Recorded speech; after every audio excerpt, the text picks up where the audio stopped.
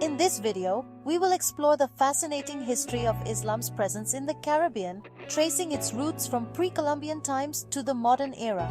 This journey is divided into three distinct phases, each shedding light on the rich cultural exchanges that have shaped the region. Our story begins in the pre-Columbian era, a period explored by scholars such as Leo Weiner, Clyde Ahmed Winters, and Professor Ivan van Sertima. It is believed that the brother of Mansa Musa, Abu Bakr, abdicated his throne to pursue nautical ambitions. This led to the introduction of Islam into the Caribbean by Mandinka sailors and traders. These early Muslims are said to have settled in various parts of the Caribbean, including the Darien Peninsula and Trinidad. For example, the Caribs, known for eating almost anything, refused to eat wild boar, a practice believed to have been influenced by their contact with Muslims. The second phase follows the voyages of Christopher Columbus, starting with his first journey in 1492 and culminating in his final voyage in 1502. During this time, many Muslims, known as Moriscos, who pretended to convert to Christianity, found themselves on ships heading to the Caribbean. It is said that even one of Columbus's navigators was a Muslim. Muslims had long been teaching geography from globes and maps, never subscribing to the idea of a flat earth, a concept that Columbus himself would later abandon.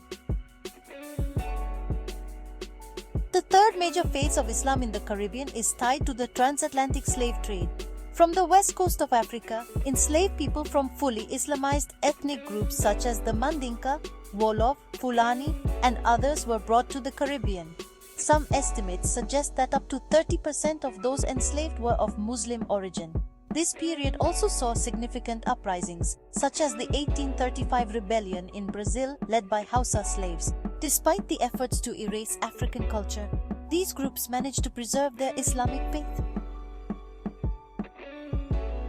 With the end of slavery in 1834, followed by a period of indenture from 1838, the Caribbean saw the arrival of Indian indentured servants. By 1845, a significant number of these servants were Muslim, mainly from north-central India.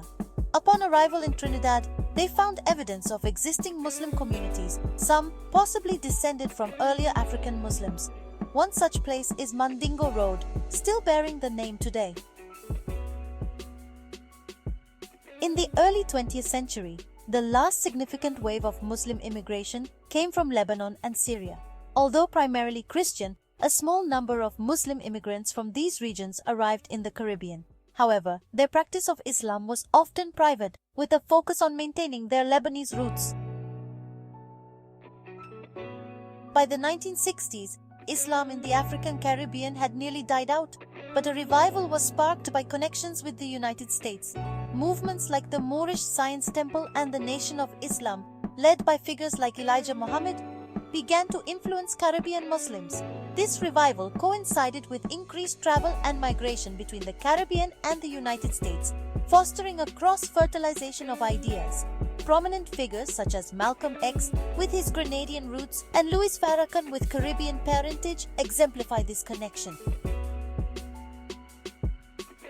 As we conclude this exploration of Islam's rich history in the Caribbean, we recognize the profound impact these waves of migration and cultural exchange have had on the region.